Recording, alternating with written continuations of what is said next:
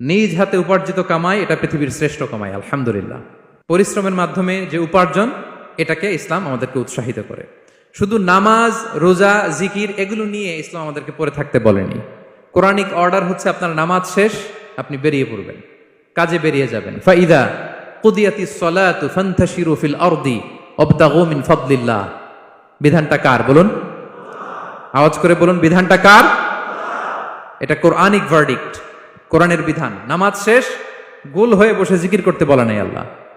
আল্লাহ বলেছে ফান্তাশিরু ফিল আরদ ওয়াবতাগু মিন ফাদলিল্লাহ, জমিনে ছড়িয়ে পড়ো, আল্লাহ রিজিক তালাশ করো। নামাজ শেষ বেরিয়ে যাবেন, কৃষক চলে যাবে মাঠে,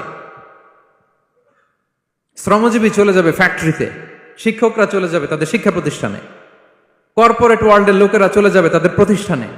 ডেভেলপমেন্ট করতে হবে, সিভিলাইজেশন করতে হবে। নামাজের পরে গোল হয়ে বসে থাকা চলবে